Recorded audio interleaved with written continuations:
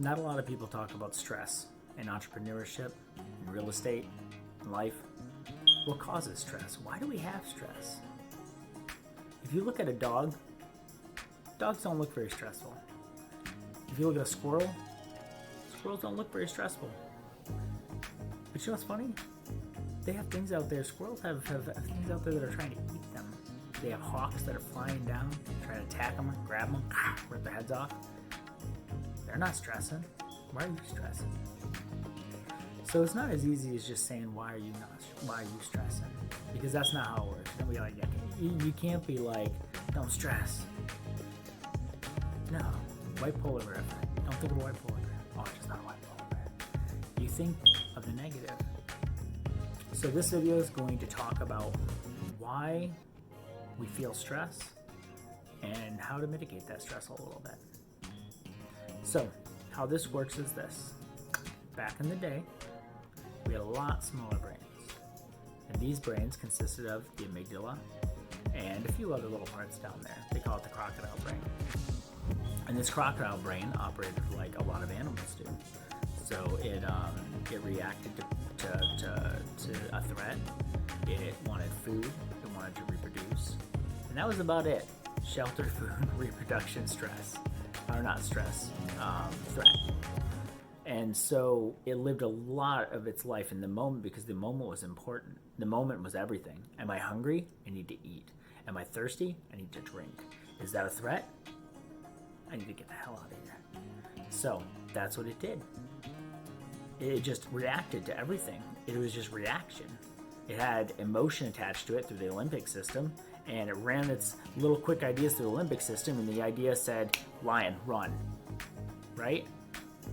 And stress was present, but it was in that moment.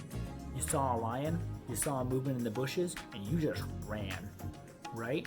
And you ran because your body enacted this emotion called stress.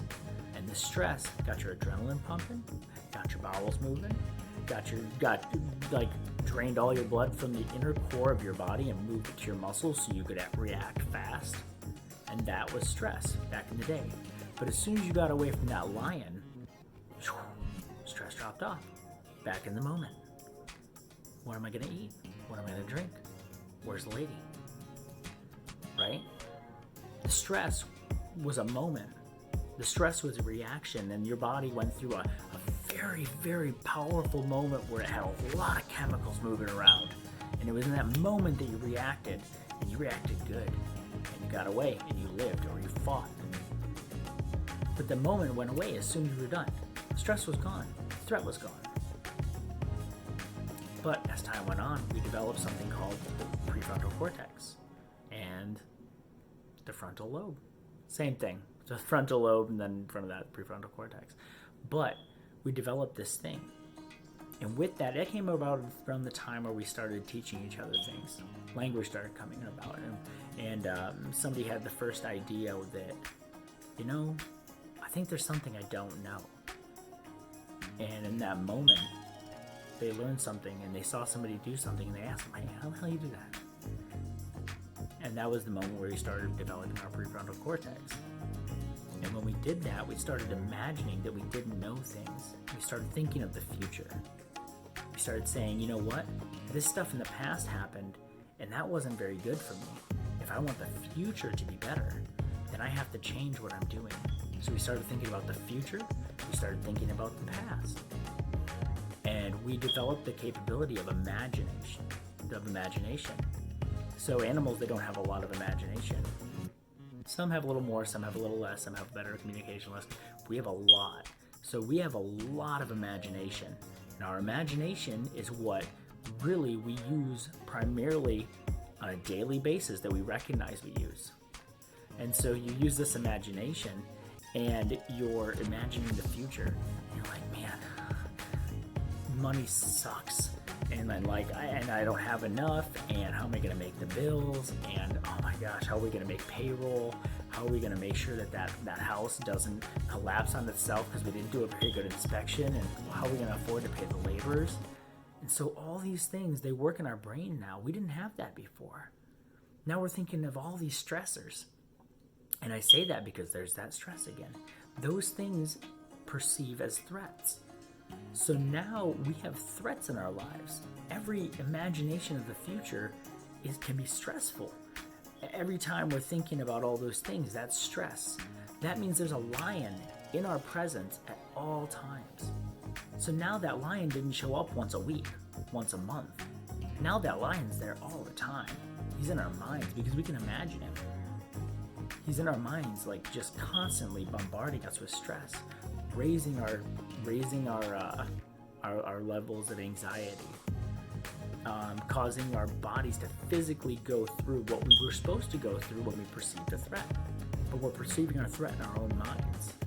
And that's where you get your anxiety, depression, because we're not good at dealing with that stress.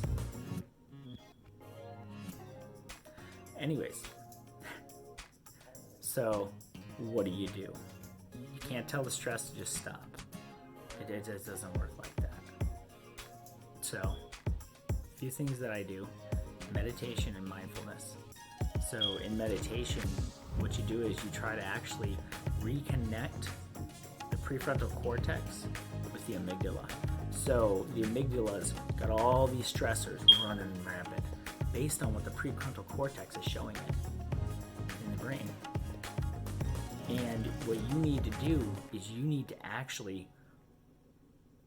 use your prefrontal cortex to understand the emotions that it's causing and that are going through your body so that you can see them and you can feel them. And that's what meditation does. It's a little hard to explain. But what you do is you sit in quiet calm, just in the moment, not thinking about the future, not thinking about the past, but feeling the emotions that your body's going through. And your brain, what you're doing is as you're feeling those emotions, you're developing connections in your brain between your prefrontal cortex and your amygdala, giving you more ability to control the amygdala and the limbic system and to bring those stress levels down.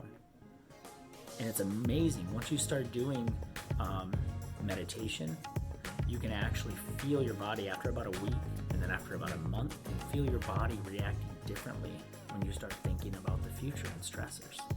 And you can actually calm your body back down, and you can actually say, oh yeah, that thing that I don't want to happen. You know what? All good. That's the future. And so the meditation's a great way that I've learned how to deal with that. Also, when you're thinking about a stressor, a couple good things to think that I found are pretty powerful was when you're thinking about something stressful and it's really getting to you that day, try to remember 6 months ago. This is one my brother told me. Try to remember 6 months ago. What was super stressful 6 months ago? You're like, I don't remember what stress I was going through 6 months ago. Exactly. You're not going to remember it 6 months from now. 6 months from now, none of the stress you're dealing with is actually going to be present in your mind anymore. It's going to be new stressors. And that's a pretty powerful thing to think about.